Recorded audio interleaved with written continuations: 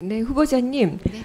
제가 청문회를 준비하면서 이력을 쭉 살펴보니까 네. 2005년부터 현재까지 25개에 달하는 각종 정부의 위원회에 네. 활동을 하셨더라고요. 네. 그러니까 정권이 바뀔 때마다 어떤 부처를 넘나들면서 위원으로 위촉되신 거예요. 네. 겹치는 기간도 상당히 많았습니다. 일각에서는 이것을 정권 맞춤형 이력 네. 쌓기 아니냐고 하는데 네. 좀 입장을 듣고 싶습니다. 예.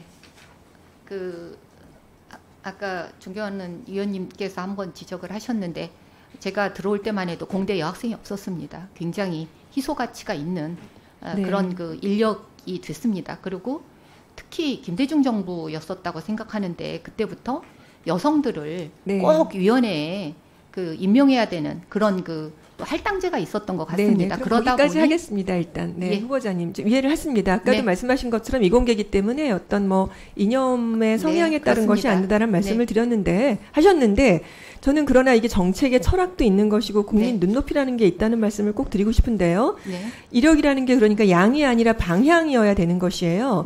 자, 이전에 이명박 정부 때 한번 활동하신 거를 보실까요? 국가건축정책위원회 1, 2기 활동을 했습니다. 네. 넘어가 보시면 대통령 직속 이게 자문기구로 주요 국토개발 정책에 관여한 자리인데요. 다음 슬라이드 보여주세요. 4대강 주변에 농어촌 경관 개선 사업을 경관 정비의 우수 사례로 이렇게 소개를 하셨어요. 그리고 4대강 사업의 성과를 홍보하는 듯한 이런 비교 사진도 많이 볼 수가 있었습니다. 후보자님, 이명박 정부의 4대강 사업 지지하십니까? 아닙니다. 네. 어떤 평가를 지금 내리십니까? 많은 문제점이 있는 걸로 밝혀졌다고 알고 있습니다. 네. 그러면 다 이제 그다음 보시죠. 윤석열 정부에서 하신 거를 한번 제가 쭉 살펴보니까요.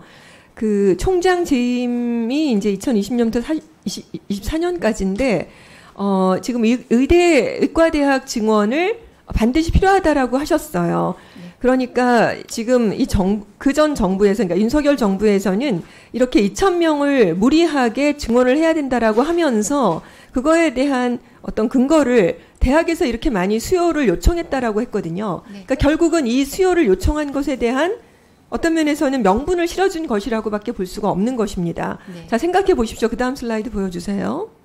보시면 이것이 뭐가 문제냐면은 이제 원래 110명 정도인데 300명을 이대 입학 정원으로 요청하신 거예요. 순중이 190명인 것이죠. 이런 상태에서 어떻게 교육자로서 이게 정말 제대로 된 교육이 이루어질 수 있다라고 보신 겁니까? 네, 말씀드리겠습니다. 국감 때 2023년에 말씀드렸을 때는 전 국민적인 그런 희망이 의료 인력이 늘어나는 거였다라고 저희들은 파악했습니다. 저뿐만 아니라 모든 대학 40개 대학 병원을 갖고 있는 네, 총장들이 네. 다 이해를 했던 네, 내용이고요. 네, 다 그래서 그런 그런 것인데요. 취지의 내용을 그래도 말씀드린 해도 거고요. 너무합니다. 그 다음에 너무하셔요. 네. 190명에 대해서 후보자님 말씀 끊고요. 우리 네. 질의를 해주시고 네, 나중에 시간이 기회 없어서 드릴게요. 죄송합니다. 네. 그래서 감사원에서도 충남대 내부 의사결정 과정 전반에 대해서 들여다보고 있습니다. 네.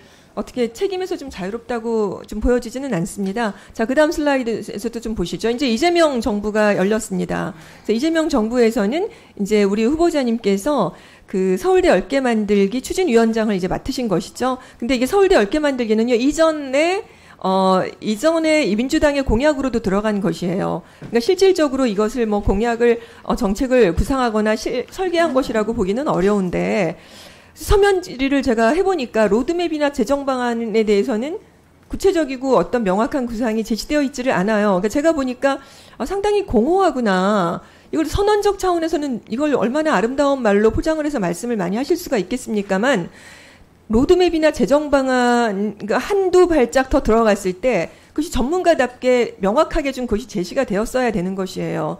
그러니까 어쨌든 결과적으로 보면 이명박 정부, 윤석열 정부, 이재명 정부에 이르기까지 각 정권의 기조에 따라서 주요 상징 정책이 있으면 전문가로 총장으로서 여기저기 다 무비판적으로 따라가신 것이 아닌가 이런 생각이 든다는 것이에요. 자, 아무리 이공계이긴 하지만 정책에는 철학이라는 것이 있는 것이고 기조라는 것이 있는 것입니다. 국민의 눈높이에 부합해야 되지 않을까 싶은데 너무 그것을 오가면서 하신 것이 아닌 걸까요? 어떻게 이것에 대해서 해명하실 수 있겠습니까? 왜 그러냐 하면 정권의 요구에 무조건 다 호응할 수는 없는 것이거든요. 아무리 이공계의 가치 중립적인 기반의 학문이라 하더라도요. 그 부분에 대해서 한번 해명해 주시죠. 예, 서울대 10개 만들기는 제 이력에서 굉장히 독특한 경우입니다. 그거는 정권 이념에 맞춰서 제가 수용을 한 거고요. 정확하게 말씀드리자면. 그리고 그 전까지의 모든 위원회 활동은 제 주 전공과 관련되는 거여서 이념과 관계가 없었다고 생각합니다. 그게 제 의견입니다. 네, 정책적인 철학에 있어서 그 정부의 어떤 흐름에 끌려간 적은 없고, 그 4대강 아니, 그 당시는요, 그때 그 문제점을 크게 몰랐을 때고요. 그 당시에는 저는 전문가로서 농어촌 전반에 대한 경관계획에 대해서 자문했습니다. 네, 강경수 의원님 질의 마치셨죠? 네, 우리 후보자님도 답변 마치신 거죠? 네. 네. 다음은 문정복 간사님 질의해 주십시오.